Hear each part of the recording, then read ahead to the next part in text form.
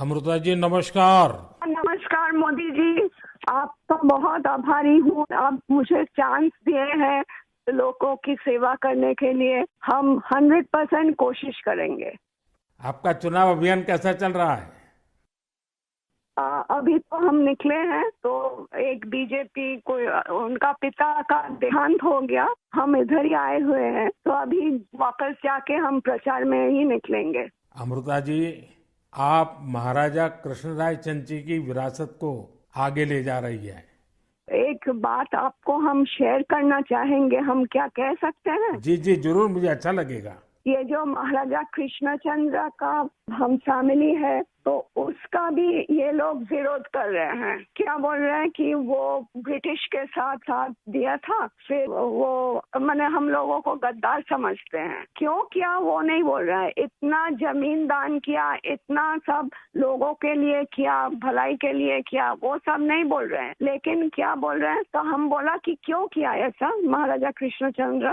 अगर नहीं करते तो हमारा सनातन धर्म तो पूरा खत्म हो जाता है कि नहीं। तो वो बात है, क्योंकि तब का वो जो नवाब थे सिराजुद्दौला, तो वो तो बहुत अत्याचारी भ्रष्टाचारी थे। तो उसीलिए उन्होंने तो अकेला नहीं किया, बहुत सारे राजाओं के मिलन हुआ, उसके बाद सभी ने किया। जगत सेठ भी थे और राजाओं थे। तो उसी सभी के मेहनत से ये काम सफल हुआ। तो अगर नहीं होता आज हम हिंदू नहीं रह पाते। हमारा भाषा दूसरा होता, हमारा वेशभूषा एकदम अलग होता और सभी अलग हो जाते। हम तो दूसरों के अधीन रहते ना, यही बात है। अमृता जी, बचपन में हमारे यहाँ हम लोगों को जो पढ़ाया जाता था उसमें कृष्णचंद्र राय की समाज सुधार का काम, बंगाल के विकास का काम, बंगाल के विकास के मॉडल, ये सब सुनने को मिलता था बचपन में। अब देखिए, ये वोट बैंक की राजनीति करने वाले लोग हैं तो बहुत ही अनाप शनाप आरोप लगाएंगे और 300 साल पहले की घटना निकालेंगे, 200 साल पहले की घटना निकालेंगे और बदनाम करने का प्रयास करेंगे। वे एकदम खुद सही बात अपने है। जो वर्तमान पाप है हाँ उसको छिपाने के लिए वो हाँ ऐसी चीजें ढूंढते रहते हैं। लेकिन जब भगवान राम की बात आती है तो वो कहते हैं कि सबूत कहाँ है, इतनी हाँ पुरानी हाँ, बात क्यों सही बात, निकालते हो। सही बात। लेकिन जब कृष्णचंद्र राय की बात आती है तो वो तुरंत निकालते हैं।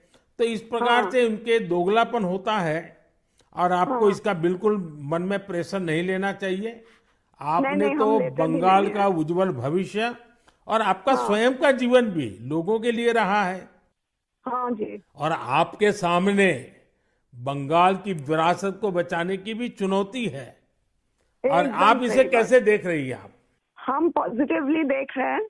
हमारा लड़ाई जो है लोगों का सेवा के लिए है, करप्शन हटाने के लिए है और वंचित लोगों के उपकार में आने के लिए है।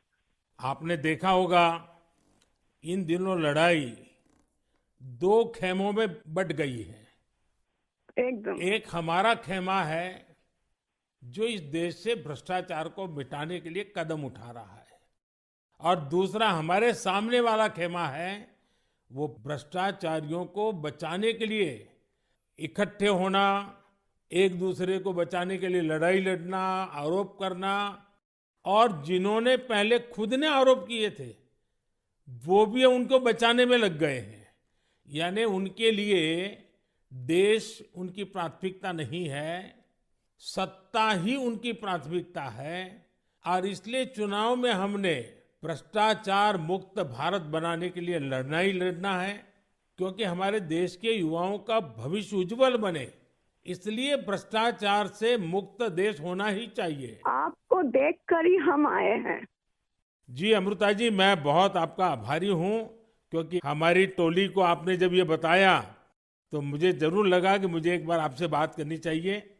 अमृता जी, बंगाल के अन्य इलाकों की तरह हाँ जी। कृष्णा नगर में भी बीजेपी को बहुत उम्मीद के नजर से देखा जाता है। अब आप वहां लोगों से मिल रही हैं, आपको भी लोगों का उत्साह उमंग फील होता होगा। बहुत जनों ने बोला उन लोगों का डीए अटक गया। बहुत जनों ने बोला स्कूल में भर्ती कराने के लिए लाखों का पैसा चाहिए। बहुत जनों ने बोला हमको बोला था कि घर देंगे, नहीं दिया। तो क्या बोले इसको। अमृता जी, मैं आपको एक बात बताता हूँ। हाँ जी। मैं एक लीगल एडवाइस ले रहा हूँ। हाँ प्लीज बोलिए। हमने बंगाल में ये ईडी वालों ने करीब 3,000 करोड़ रुपया इनका अटैच किया हुआ है। अब ये पैसा गरीब आदमी का पैसा है। किसी ने शिक्षक होने के लिए पैसा दिया, किसी ने क्लार्क होने के लिए पैसा दिया। वो सभी लोग जानते हैं। वो एकदम फेडअप हो गया, एकदम हाल छोड़ दिया। हम जो देख रहे हैं टीएमसी के ऊपर बहुत लोग नाराज है क्योंकि ये सब बहुत अत्याचार हो रहा है। तो मैं जो लीगल एडवाइस ले रहा हूँ, तो मेरी इच्छा ये है, अगर मुझे लीगल एडवाइस मिलेगी तो नई सरकार बनते ही जो भी कानूनी प्रावधान करना पड़ेगा, कुछ नियम बनाने पड़ेंगे, तो मैं ये जो 3,000 करोड़ रुपया है, जो जो गरीब लोगों का पैसा है और जिसने इस प्रकार का पैसा रिश्वत में दिया है, उन सबको मैं वापस पैसा करना चाहता हूं। तो आप पब्लिक में जरूर बताइए कि मोदी जी से मेरी फोन पर बात हुई है और उन्होंने कहा है कि बंगाल के लोग विश्वास करें कि जो 3,000 करोड़ रुपया ईडी ने अटैच किया हुआ है, वो 3,000 करोड़ रुपया गरीबों का पैसा है बंगाल के, और वो उनको वापस देने के लिए कोई न कोई रास्ता मैं खोजूंगा। ये जरूर बताइए आप लोगों को। हम बोलेंगे। अमृता जी, पूरे बंगाल में बड़ी संख्या में लोग बीजेपी के साथ आ रहे हैं। जब आप क्षेत्र के लोगों से बात करती है, वो क्या बात करते हैं? अपनी अपेक्षाएं आपको बताते हैं क्या? हाँ बताते तो हैं। आपके कामों पे हमारा भरोसा है, ये सब बताते हैं। और हम पूछते हैं कि महुआ मैत्रो का क्या होगा, बोलो उसको तो जेल ही जाना है। अच्छा, लोग बोलते हैं। हाँ जी। अच्छा, ये मोदी की गारंटी को लेकर आपके लोकसभा के क्षेत्र में लोगों तक बात पहुंची है?